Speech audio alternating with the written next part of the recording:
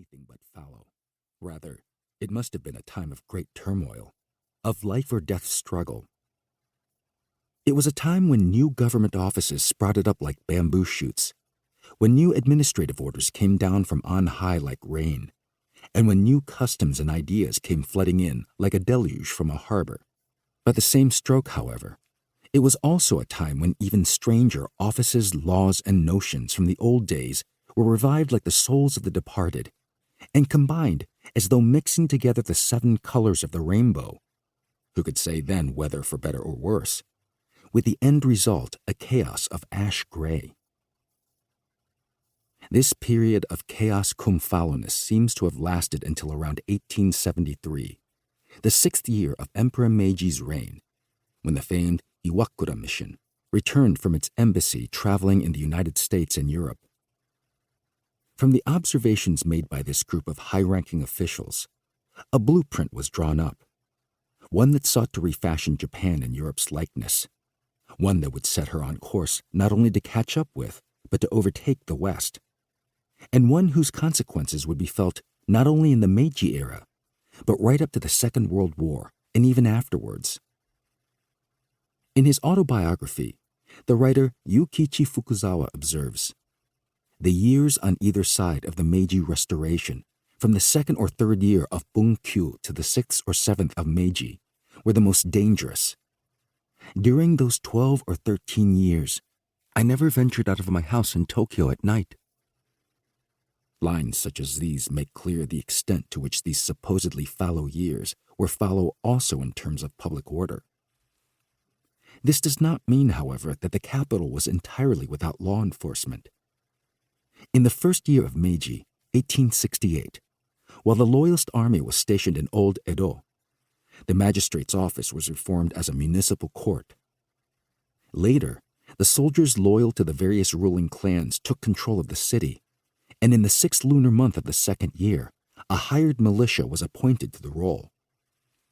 Finally, by the 11th lunar month of the 4th year, the Rasotsu system was implemented, although the term itself was already in use beforehand. But whatever the name or the system, law enforcement itself was, at any rate, to borrow a phrase from the Kojiki, a tale of when the world was yet young and like unto floating oil, drifting Medusa-like. And so, let us now go back to the autumn of the 2nd year of Meiji. There were once 5 Rasotsu in Tokyo. 2.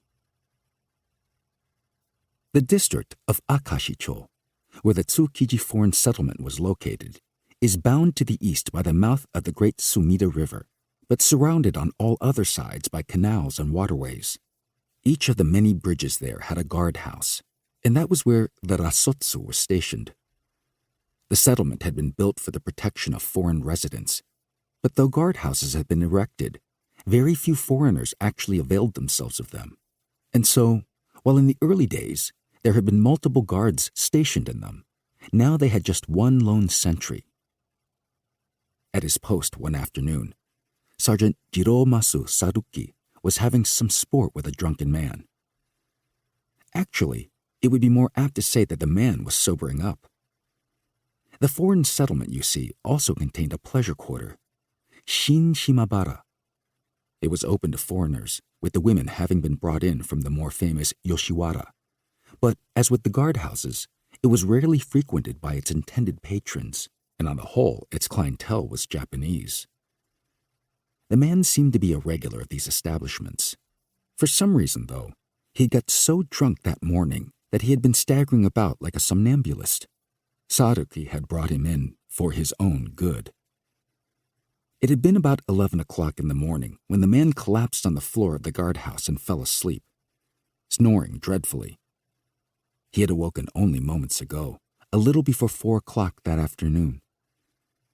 As he looked around in confusion, the drunk, who wore the clothes of a merchant, noticed the Rasotsu's monkey-like face with its upward-pointing mustache glaring at him from the desk, and sat up in astonishment. "You're in the Karuko Bridge guardhouse, in the foreign settlement. You were so drunk that, as you were coming over the bridge, you looked as though you might fall over the railing at any moment. So I brought you here." "Oh,"